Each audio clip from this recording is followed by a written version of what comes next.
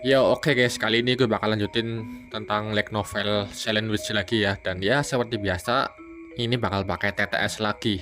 Dan oke, selamat mendengarkan ya. Bab 3, itulah mengapa kau akan selalu menjadi sainganku. Setelah rapat pagi selesai, Ketua OSIS, Felix Artridil, ditinggal sendirian di ruang OSIS. Ia melihat keluar jendela. Di luar terdapat taman yang dipenuhi berbagai jenis mawar yang unik, air mancur yang indah yang dibuat oleh seorang perajin terkenal, dan bangunan-bangunan indah dengan desain rumit yang membentang hingga ke detail pilar-pilarnya. Akademi ini adalah lambang kemewahan, semua itu merupakan pertunjukan otoritas kakeknya, Duke Clockford. Ayo, Wildiano, petik 2. Menanggapi suaranya, seekor kadal putih, roh Wildiano, mengintipkan kepalanya dari saku Felix.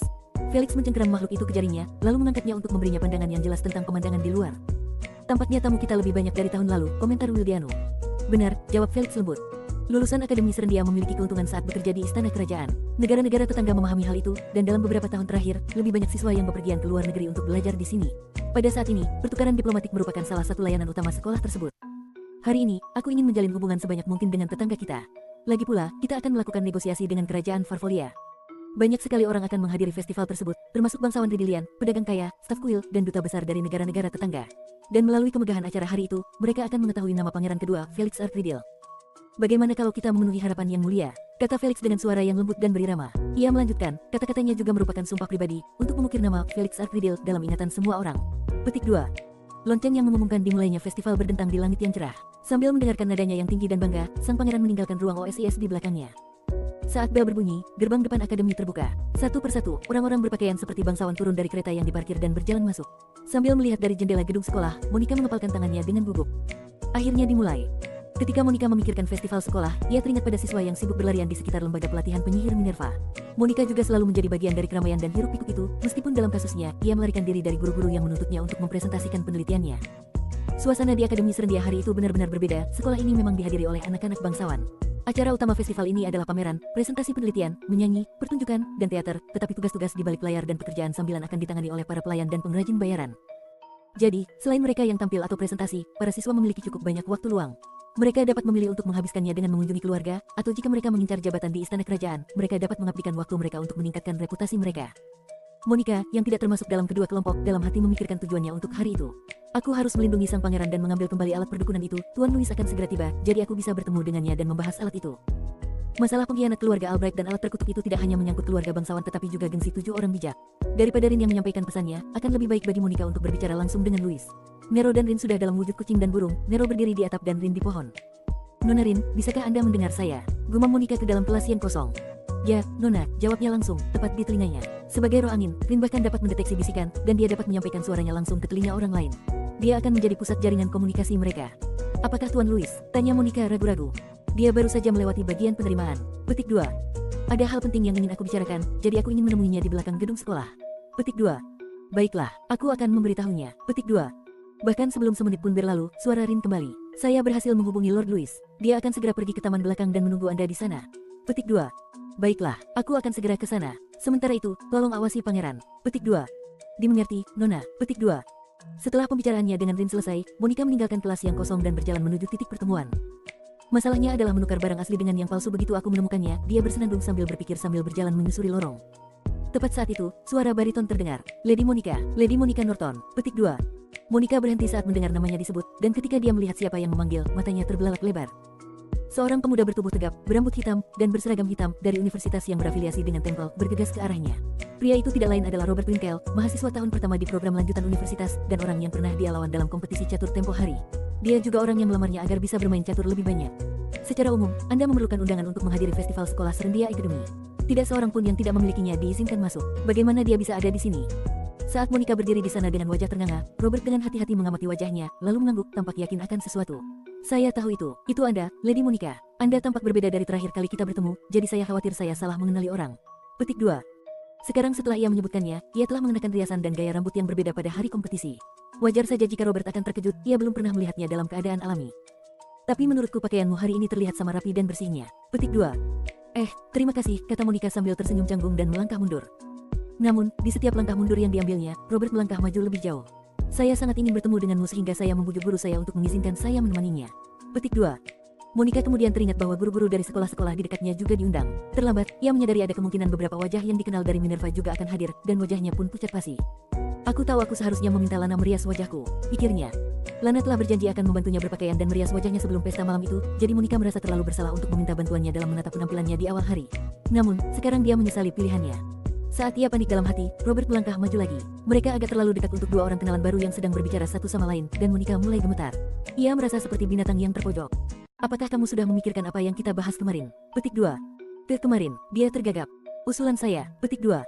Tentu saja, dia tidak memikirkannya sedikit pun. Pada hari kompetisi catur, dia terlalu sibuk dengan pertemuannya dengan Bernie dan melindungi Felix.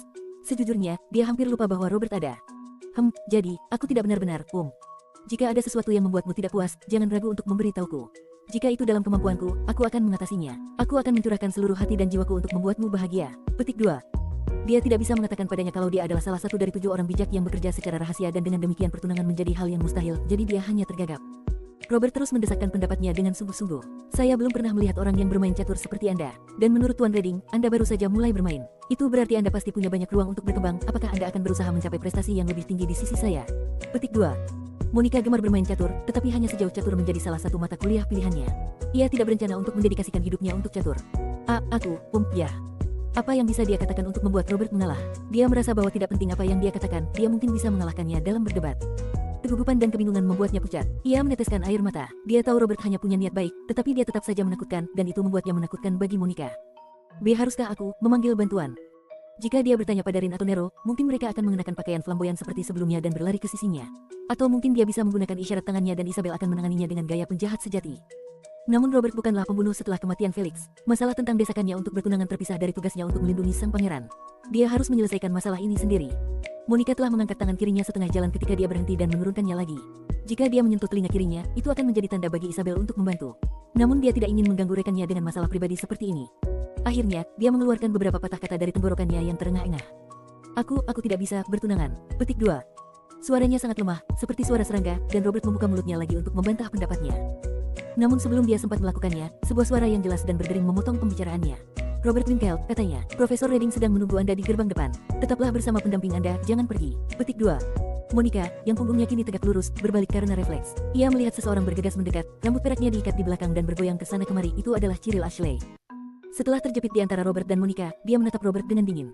Akuntan Norton adalah anggota dewan siswa kami, dan festival sekolah adalah waktu yang sangat sibuk baginya. Jika ini masalah pribadi, saya harus meminta Anda untuk datang lagi lain waktu. Petik 2. Begitu ya, kata Robert. Maaf, saya tidak tahu apa-apa. Petik 2. Cara Robert melakukan sesuatu membuat Monica tidak nyaman, tetapi dia tampak serius dan bersungguh-sungguh. Dia menyerah begitu saja atas teguran Cyril, lalu berkata, sampai jumpa lagi, dan bergegas pergi. Monica menghela napas lega saat dia melihatnya pergi. Jika Cyril tidak ada di sampingnya, dia akan jatuh berlutut di tempat itu. Sebaliknya, dia menarik napas dalam-dalam beberapa kali untuk menenangkan diri dan menatap Cyril. Tuan Cyril, aku. Cyril menatapnya dengan tatapan tenang. Entah mengapa dia tampak tidak senang. Monica mundur tanpa peduli. Dia mungkin marah karena Monica telah menyebabkan masalah baginya. Aku minta maaf. Aku tahu kamu sibuk, dan aku tidak bermaksud untuk. Petik 2. Cyril tetap diam, mengerutkan kening saat dia memperhatikan Monica. Dia mulai memainkan jari-jarinya dengan gelisah. Tepat saat itu, dia mengeluarkan tangan kanannya dari belakang punggungnya dan mengulurkannya padanya. Di telapak tangannya ada setangkai mawar putih. Monica bolak-balik menatap benda itu dan Cyril hingga tiba-tiba dia mengernyit seolah baru menyadari sesuatu. Oh tidak, pita itu, gumamnya, sambil menarik ikatan pita dari lehernya. Bros yang ia gunakan untuk mengikatnya adalah benda ajaib. Ia menderita hiperabsorpsi mana dan tidak pernah hidup tanpanya. Ia dengan lancar menyelipkan benda itu ke dalam sakunya. Kemudian dia mengikatkan pita biru, yang warnanya menandakan tahun ajarannya, ke tangkai mawar putih yang kini tidak berduri, menjepitnya dengan teliti, dan menyerahkannya kepada Monica. Tempelkan ini di suatu tempat. Petik 2. Bunga, kurasa aku pernah melihat orang lain memakainya juga. Monica telah melihat sebagian besar siswi mengenakan hiasan bunga di rambut atau kerah baju mereka. Apakah ini semacam acara festival? Ketika Monica menatap bunga mawar putih itu dengan heran, Cyril tampak terkejut. Tunggu, kamu tidak tahu tentang hiasan bunga? Tanyanya. Apakah ini semacam acara? Petik 2. Tidak apa-apa, kata Cyril terus terang kepada Monica yang kebingungan. Namun matanya bergerak-gerak, menatap kakinya dengan gelisah. Monica menatap dengan mata terbelalak ke arah gadis yang gelisah tak seperti biasanya. Cyril mengangkat dagu rampingnya dengan tajam, seperti yang selalu dilakukannya, dan menunjuk ke arah bunga mawar. Itu jimat keberuntungan. Kalau kamu memakainya, kamu tidak akan mempermalukan diri sendiri hari ini.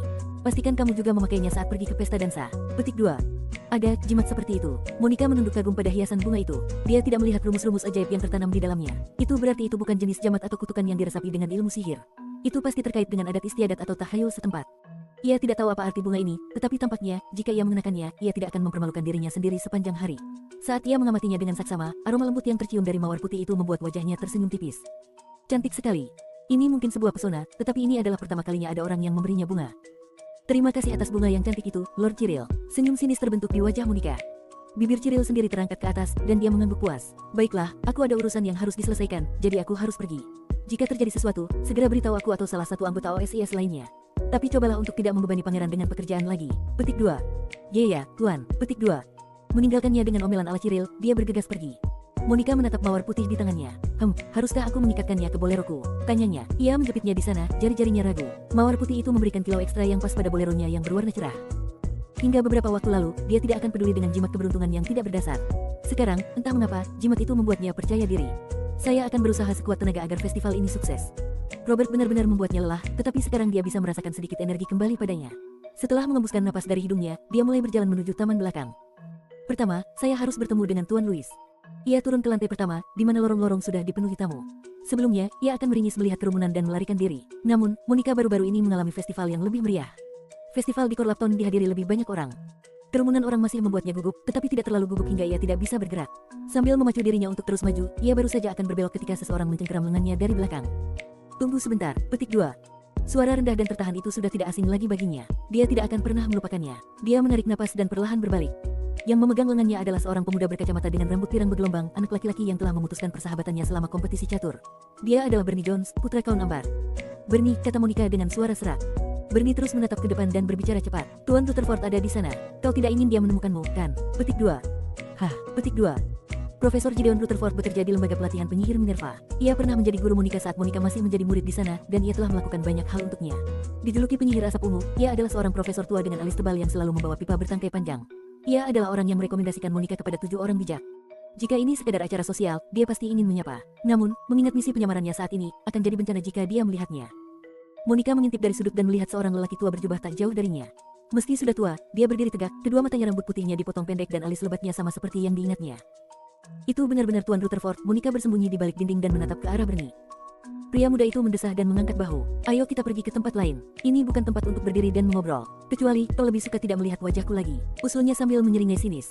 Monica tidak akan menyerah lagi di bawah sikap kejam mantan sahabatnya. Tidak, katanya, aku juga punya sesuatu untuk diceritakan kepadamu. Petik 2. Begitu ya, kata Bernie dan terdiam. Tatapan matanya menyuruhnya untuk memimpin jalan. Ikuti aku, katanya sambil berjalan. Dia mengikutinya tanpa suara. Mereka tidak berbicara sama sekali. Selama hari-harinya di Minerva, mereka berjalan berdampingan di lorong, bertukar obrolan santai. Namun, begitulah hubungan mereka sekarang, jarak ini, dan pandangan mereka yang tak pernah bertemu. Hal itu membuat Monica sedikit sedih, tetapi rasa sakit di dadanya yang biasa ditimbulkannya telah hilang. Monica membawa Bernie ke ruang kelas kosong di lantai pertama. Ruang kelas ini akan ditutup selama festival berlangsung, jadi tidak perlu khawatir ada yang mengganggu. Apakah kamu datang ke sini bersama seorang guru dari Minerva? Tanyanya, sambil berpikir bahwa gurunya itu mungkin ikut dengan seorang profesor seperti Robert. Namun Bernie menggelengkan kepalanya. Saya datang sendiri. Setelah apa yang terjadi, satu-satunya peserta Minerva tahun ini adalah Ten Rutherford. Petik 2. Selama kompetisi catur, seorang penyusup telah melukai seorang guru dari Minerva. Rupanya, sekolah lain sedang dilanda kekacauan atas kematian Eugene Pittman. Tidak mengherankan jika guru-guru mereka membatalkan rencana untuk hadir. Profesor Rutherford, satu-satunya yang datang, adalah seorang pejuang yang kuat dan tak kenal takut. Dia mungkin ada di sini untuk mengumpulkan informasi intelijen dan bertukar informasi tentang insiden tersebut. Tunggu, kata Monica, tapi kalau kamu tidak bersama Tuan Rutherford, bagaimana kamu bisa mendapat undangan? Petik 2. Apa kau tidak ingat siapa aku? Aku berasal dari House Jones. Sekolah tidak akan pernah menolak lamaran dari salah satu dari kami. Petik 2. Oh, begitu ya. Dia tidak begitu memahami detailnya, tetapi keluarga Bernie tampaknya merupakan salah satu keluarga bangsawan teratas di Rydell. Itu merupakan sumber kebanggaan baginya. Selama masa kuliahnya, dia selalu mendengar Bernie mengatakan hal-hal seperti, "Yah, aku berasal dari keluarga Jones, jadi..." Saat dia mengenang, Bernie mendesaknya lebih jauh, kata-katanya agak tergesa-gesa. Tapi, ngomong-ngomong, kamu bilang ada yang ingin kamu katakan padaku, kan? Karena mengenalmu, aku yakin kamu akan bertanya mengapa aku melindungimu. Petik 2. Ya, petik 2. Setelah Monica mengalahkan pembunuh yang menyamar sebagai Eugene Pittman, Bernie berbohong dan mengatakan bahwa dialah yang bertanggung jawab. Dengan begitu, identitasnya tidak akan terbongkar. Dan dia baru saja membantunya lagi, mencegahnya bertemu dengan Profesor Rutherford. Berkat dia, tidak ada yang tahu tentangnya, dan dia bisa tinggal di Akademi Serendia. Bernie tidak punya alasan untuk melindungiku. Jawabannya datang dengan lancar dan cepat, seolah-olah dia sudah mempersiapkannya terlebih dahulu. Awalnya, aku curiga mengapa kau ada di sini. Kupikir itu hanya salah satu permainan sage, bermain-main, berpura-pura menjadi murid. Namun, ketika aku menyadari pangeran kedua ada di sini, dan setelah melihat seorang penyusup di sekolah, wajar saja jika aku berasumsi kau dikirim untuk melindunginya. Petik 2. Ia menatapnya untuk meminta jawaban, dan Monica mengangguk kecil. Misi itu sangat rahasia, tetapi ia tidak bisa berbohong kepadanya saat ini. Jika kau di sini untuk melindungi pangeran, sebagai seorang bangsawan kerajaan Rydell, sudah menjadi tanggung jawabku untuk membantumu, bukan? Itulah satu-satunya alasan aku melindungimu, wahai sage yang agung dan perkasa. Petik 2. Dia tidak membantu Monica sebagai seorang teman, dia telah membantu seorang sage untuk melepaskan tanggung jawabnya sebagai seorang bangsawan. Pada titik itu, dia sangat bersikeras. Monica terdiam, dia menatap tajam ke wajahnya dan menyeringai kejam. Sudah yakin sekarang, Sage? Petik 2. Bernie jelas tidak lagi menganggapnya sebagai teman. Ia menekankan hal itu dengan keras kepala dan berulang kali. Hampir seperti ia mencoba meyakinkan dirinya sendiri. Kata-kata apapun yang diucapkan Monica kepadanya sebagai teman tidak akan sampai ke telinganya lagi. Namun, ada satu hal lagi yang perlu ditanyakan Monica kepadanya. Kamu tidak perlu menjawabnya jika, kamu tidak mau, tapi... Oh, ada apa? Sebagai anggota keluarga Jones, tentu saja saya akan mematuhi perintah seorang Sage, jawabnya, suaranya dipenuhi sarkasme.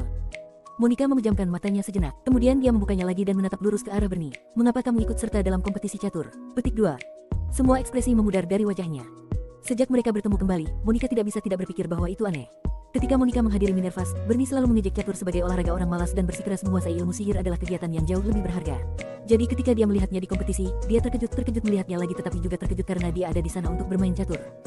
Bernie memasang wajah masam, seolah-olah dia telah menyinggung perasaannya, dan Monica menjadi cemas. Mungkin dia baru saja mengatakan sesuatu yang sangat kejam, mungkin dia telah menyakitinya. Kalau kamu tidak mau menjawab, kamu tidak perlu menjawab. Maaf karena menanyakan sesuatu yang aneh. Aku akan segera keluar dari Minerva. Petik 2. Monica membeku, mulutnya menganga. Terkejut, dia mendongak ke arahnya dan melihat senyum lelah, penuh kepasrahan. Kakak laki-laki saya meninggal dalam kecelakaan bulan lalu, lanjutnya. Dan tidak, itu bukan konspirasi atau pembunuhan. Meskipun keterampilan berkudanya buruk, dia menjadi sombong dan melakukan perjalanan jauh, lalu jatuh dari kudanya dan mematahkan lehernya, kematian yang sangat bodoh bagi seorang pria bodoh. Petik 2. Monica tidak tahu detail situasi keluarga Bernie. Namun, ia mendengar bahwa Bernie adalah putra kedua kaum Ambar dan kakak laki-lakinya akan mewarisi gelar tersebut. Bernie, yang tidak dapat mewarisi, telah mencurahkan segalanya untuk belajar di Minerva agar ia dapat menjadi seorang sage dan mencapai pangkat Count of Magic yang membuatnya setara dengan kaum biasa. Tetapi sekarang saudara laki-laki Bernie telah meninggal, dialah yang akan mewarisinya. Bernie, apakah kamu menyerah untuk menjadi seorang sage? Petik 2. Ya, saat musim dingin tiba, aku akan pulang untuk fokus belajar agar bisa menjadi bangsawan berikutnya. Aku ikut dengan yang lain ke kompetisi catur untuk bersenang-senang. Petik 2. Tidak ada yang memperhatikannya sebagai anak kedua, sehingga ia terbakar amarah dan kebutuhan akan pengakuan. Ia menyalurkan emosi tersebut ke dalam kerja keras dan memberikan darah, keringat, dan air matanya untuk mendapatkan nilai yang akan membuat orang lain memperhatikannya. Monica bertanya-tanya bagaimana perasaannya ketika semuanya runtuh. Sejak muda, dia sangat ingin mewarisi tahta. Namun, status yang dia dambakan itu jatuh ke pangkuannya seperti ini, dan itu tidak akan membuatnya bahagia. Meskipun begitu, dia tidak melihat kemarahan atau kesedihan di wajahnya. Sejujurnya, katanya, saya lega. Sekarang saya bisa melepaskan impian saya untuk menjadi seorang sage. Monica kehilangan kata-kata. Bernie melanjutkan dengan lelah, hampir bergumam pada dirinya sendiri. Jauh di lubuk hati, saya sudah menyerah sejak lama. Petik 2. Monica merasa sulit mempercayainya. Bernie adalah pekerja keras, dan dia berbakat. Tidak ada yang meragukan bahwa dia akan menjadi penyihir kelas 1 suatu hari nanti. Apakah ini salahku? Katanya, suaranya serak. Bernie tersenyum mengejek dan lesu padanya. Namun, apakah dia mengejek Monica yang bodoh, dirinya sendiri, atau keduanya? Ya, itu salahmu. Saat kau menggunakan ilmu sihir tanpa mantra, aku melihat kesenjangan yang mustahil dalam bakat kita. Itu adalah sebuah kejutan yang tidak menyenangkan. Itu pasti akan terjadi pada siapapun. Mengetahui bahwa aku tidak akan pernah mencapaimu, aku tidak akan pernah bisa menyamaimu. Sebuah tawa kering. Di balik kacamatanya, matanya berputar untuk melihat Monica lagi. Dan kau tetap tersenyum padaku seperti itu. Dengan polosnya, rasanya seperti kau sedang mengolok-olokku. Petik 2. Tidak peduli berapa banyak kata kebencian dan kebencian yang dia lontarkan padanya sekarang, tidak ada semangat dalam suaranya. Dia sudah menyerah pada masa depan yang telah dia perjuangkan, menjadi seorang sage. Kamu terus memanggilku temanmu, tapi aku tidak pernah ingin menjadi temanmu. Petik 2. Monica juga sudah menyerah, tidak mengharapkan apapun darinya. Namun, mendengar penolakannya terhadap hari-hari yang mereka habiskan untuk belajar bersama masih menyakitkan. Ia menundukkan kepalanya. Aku ingin menjadi sainganmu, katanya. Setara denganmu. Petik 2. Monica berkedip, lalu perlahan mendongak. Ketika dia melihat ekspresi bodohnya, dia mendengus sinis seperti biasanya. Yah, aku berbakat. Suatu hari, aku akan dikenal luas sebagai pangeran ambar terhebat yang pernah hidup. Dan karena aku akan menjadi seorang pangeran, kita akan memiliki pangkat yang sama, bukankah begitu, Pangeran Sihir Everett? Petik 2. Oh, baiklah, ya. Monica tergagap menghadapi perubahan sikap yang tiba-tiba ini, tetapi berhasil mengangguk. Bernie melipat tangannya dan tertawa angkuh. Suatu hari nanti, aku akan menjadi bangsawan yang cakap. Dan saat itu terjadi, aku harap kau akan bergantung padaku, dengan raut wajah menyedihkan yang sama di wajahmu. Petik 2. Bernie menyampaikan kalimat ini bagaikan penjahat dalam cerita dongeng dan membunuh dia, seolah ingin mengatakan bahwa mereka tidak punya hal lain untuk dibicarakan.